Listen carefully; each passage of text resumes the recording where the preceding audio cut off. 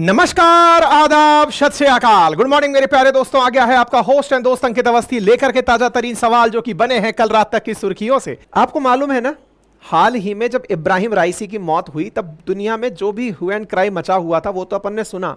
मैंने आपको सेशन के दौरान ही, जब इनका हेलीकॉप्टर क्रैश हुआ था, क्रैश होने के बाद में मैंने आपको इस सेशन में बताया था कि ईरान ने यूरोपियन कमीशन से कहा है कि आप अपना कॉपरनिकस का ईएमएस सिस्टम चालू कर दो सर, हमें उनका हेलीकॉप्टर ढूंढना है। अगर याद हो तो बेहतर है, नहीं तो जाकर मेरा ये वाला सेशन सुन लेना।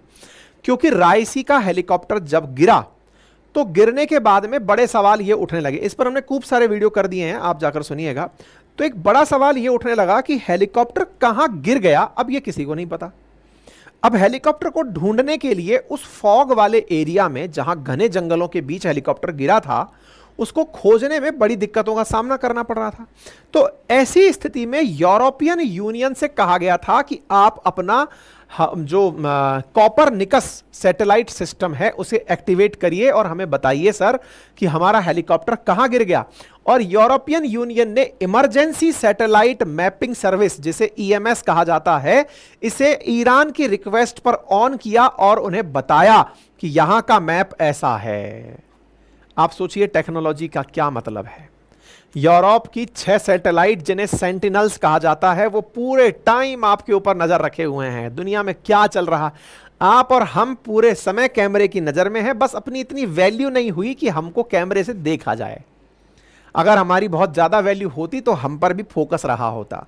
जैसे कि भारत जब पोखरण परीक्षण कर रहा था तो पूरी तरह से अमेरिकी सैटेलाइट्स हम पर नजर बनाए हुए थे कि इंडिया क्या कर रहा है, रोज देखते थे। रायसी गए हैं, रायसी का हेलीकॉप्टर क्रैश हुआ है, कॉपरनिकस सिस्टम से कहा गया कि यूरोपियन कमीशन से कहा गया कि सर जी कृपया करके उसे एक्टिवेट करिए ना। अब देखिए, यूरोप वाले हैं तो ईरान विरोधी, लेकिन कोई बात नहीं, अगर तुम लोग आ रहे हो तो ह्यूमैनिटेरियन असिस्टेंस करने में कोई बुराई नहीं है, क्योंकि हम मानवता के लिए ही जाने जाते हैं। तुम्हारे कहने पर चलिए कॉपरनिकस एक्टिवेट कर देते हैं। और हुआ भी यही साथियों।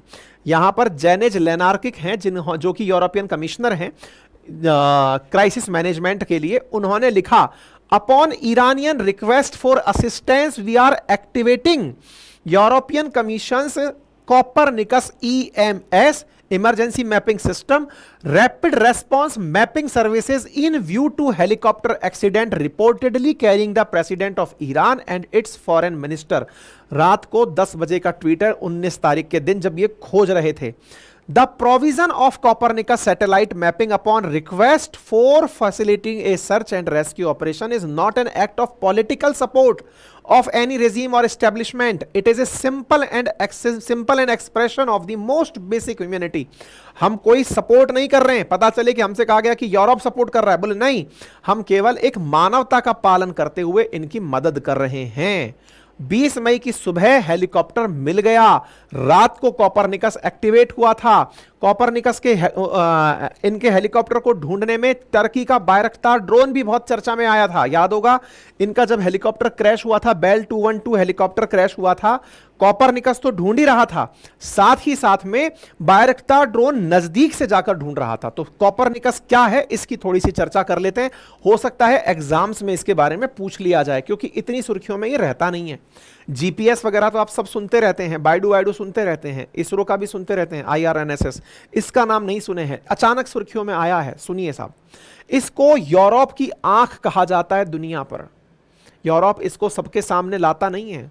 1998 में पहली बार यूरोपियन देशों ने अपने द्वारा इस कॉपरनिकस सैटेलाइट सिस्टम को अंतरिक्ष में लॉन्च किया था।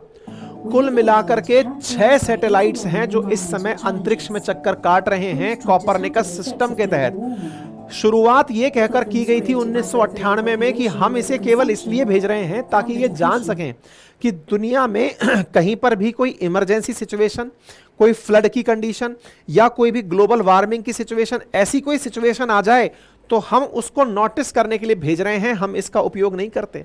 इसका नाम निकोलस कॉपरनिकस नाम के एक वैज्ञानिक के नाम पर रखा गया है और ये एनवायरनमेंट के ही मॉनिटरिंग के लिए अंतरिक्ष में भेजा गया था। बोले हम तो केवल ये देखने के लिए भेजे हैं कि कल को कहीं जमीन से, हवा से, आसमान से कोई दिक्कत ना आ जाए, कोई उस दिक्कत ना आ जाए इसके लिए हमने 6 सेंटिनल्स भेजे हुए हैं, सेंटिनल 1 2 3 4 5 6, जिसके माध्यम से हम पूरी तरह से इंटरनेशनल ऑर्गेनाइजेशंस को फ्री ऑफ कॉस्ट जानकारी जुटाकर देते हैं फॉर डिजास्टर मैनेजमेंट एग्रीकल्चर। आपको याद हो तो दुनिया के अंदर कितना ज्यादा कोई मतलब जंगल बढ़ रहे हैं, जंगल कट रहे हैं, अमेजन के जंगलों में क्या हो रहा है, ग्लेशियर पिघल रहे हैं या नहीं पिघल रहे हैं, इन सब का डाटा कोपरनिकस इकट्ठा करता है। मतलब सोचो क्लाइमेट चेंज के अंदर इसका रोल बहुत महत्वपूर्ण है, चेक करने के लिए डेटा तुरंत जुटा जुटा के बताता है। अपन कहते हैं ना कि यार ये आईपीसीसी की रिपोर्ट आ गई, ये अचानक रिपोर्ट कहां से आ गई, इनको कहां से पता चला इतना सब कुछ, तो कोपरनिकस का डेटा यूज करते हैं वो लोग। पूरे अंतरिक्ष में 6 सैटेलाइट छोड़े हुए हैं इन्होंने। फिर ये लोग समुद्र पर पूरी तरह मॉनिटरिंग करते हैं कि कहीं कोई सुनामी तो नहीं बन रहा है या फिर कहीं पर कोई ऐसी घटना तो नहीं हो रही है, उसकी निगरानी करता है। एटमॉस्फेयर को पूरी तरह मॉनिटर करता है, कहीं ऐसा तो नहीं है सोलर फ्लेयर्स आ रही हो हमें पता ही ना हो। ऐसे ही लैंड की प्रॉपर मॉनिटरिंग करता है कि जंगल कितने फैल गए, कितने सिकुड़ गए, क्या हो गया। सुरक्षा तो करता ही है, जो असली मोटिवेशन है वो तो ये है, लेकिन इसको इतने बड़े नंबरों में छुपा कर रखा हुआ है। इमरजेंसी मैनेजमेंट और सिक्योरिटी ये सबसे ऊपर है। लेकिन आप किसी के कैमरा लगा दिए, आपसे पूछा गया सर कैमरा क्यों लगाए, तो आप आंसर क्या कहेंगे, अरे कोई चोर घुस जाए तो रोकने के लिए, यार पता तो रहे। लेकिन सही मायने में कैमरा क्यों लगाया गया है कि बेटा तुम पर भी तो निगरानी रख रहे हैं हम कि तुम क्या कर रहे हो। कैमरे के लिए जब भी कहीं किसी ऑफिस में या फिर कहीं पर भी जब कैमरा लगाया जाता है तो उसका असल उद्देश्य ये होता है कि अरे कहीं कोई चोरी ना हो जाए, ध्यान रहे ताकि कोई वस्तु ना चली जाए। लेकिन साहब पूरे टाइम जो 24 घंटे निगरानी चल रही है उसका क्या है, तो इन सब कामों के लिए ये पर्टिकुलर 6 सर्विसेज हैं जिसके लिए कोपरनिकस सिस्टम को यूज किया जाता है। ठीक है, इन्हीं में से जो ये इमरजेंसी सिचुएशन मैंने आपको बताई, इसी के लिए इस काम को यूज किया गया। अब इस कोपरनिकस में 2 कंपोनेंट है सर्विस के लिए, एक का नाम है द मैपिंग कंपोनेंट और दूसरे का नाम है अर्ली वार्निंग कंपोनेंट। 2 कंपोनेंट हैं, एक का नाम है मैपिंग कंपोनेंट। ठीक है ना, तो यहां पर जो मैपिंग कंपोनेंट है वो सैटेलाइट इमेजेस के माध्यम से मैप का निर्माण करता है। जनरली उसका उपयोग फ्लड, ड्रॉट और फॉरेस्ट फायर के समय पर किया जाता है और वो रियल टाइम में कैप्चर करके तस्वीरें वहां का मैप क्रिएट करता है। ठीक है, मैपिंग कंपोनेंट के भी फिर से 2 बड़े हिस्से हैं, यानी मैप भी 2 प्रकार का बनता है। एक होता है रैपिड मैपिंग, तुरंत बनने वाला रैपिड मैपिंग, ठीक है, जिसके अंदर रिस्क एंड रिकवर, और दूसरा है risk and recovering mapping, RRM। एक तो RM और एक RRM, 2 प्रकार की मैपिंग यहां पर चलती हैं। ठीक है ना, अच्छा, the RM which was activated to look for Raisi crash helicopter provides map within days और आवर। जो रैपिड मैपिंग सिस्टम है ना, वो तो कुछ ही समय के अंदर राइसी की मौत का डेटा निकाल कर दे दिया था कि सर ये रहा। आई बात समझ में? Anywhere in the RRM delivers map that are required for disaster management and not for immediate responses. Within week or month, it is used for prevention, preparedness and disaster risk. तो अब आपको समझ में आ गया, कोपरनिकस के 2 बड़े component हैं, एक है मैपिंग कंपोनेंट और दूसरा है early warning component. Mapping component के अंदर 2 कंपोनेंट हैं, एक का नाम है रैपिड मैपिंग कंपोनेंट और दूसरे का है रिकवरिंग मैपिंग कंपोनेंट, है ना, risk and recovering mapping, RRM। इन दोनों में से रैपिड मैपिंग का उपयोग करके कुछ ही घंटे में उस जगह का मैप बना के दे दिया गया था कि सर यहां की ये स्थिति है। समझ में आया? जैसे जीपीएस के थ्रू गूगल ने मैप बना रखे हैं, ऐसे कोपरनिकस के थ्रू दुनिया भर के मैप बनाता है यूरोप। अब इससे समझ जाइए, इसके ही प्राप्त डेटा को यूज करके ये लोग कहते हैं कि हम ड्रॉट पर निगरानी रखते हैं, फॉरेस्ट फायर पर रखते हैं, फ्लड पर रखते हैं, लेकिन सही मायने में ये दुनिया पर पूरी निगरानी बनाकर चल रहे हैं। 2012 से इन्होंने अपना ये पूरा system Copernicus emergency management service के नाम से एक्टिवेट किया हुआ है, जो दुनिया भर के अंदर तमाम प्रकार के पैमानों को अपने पास में लेकर के चलता है। ठीक है साहब, तो उम्मीद है कोपरनिकस के बारे में जानकारी आपको प्रॉपर तरीके से मिल गई होगी। बाकायदा सारी जानकारियां अब तो पूरी तरह से दुनिया के सामने आ ही चुकी हैं।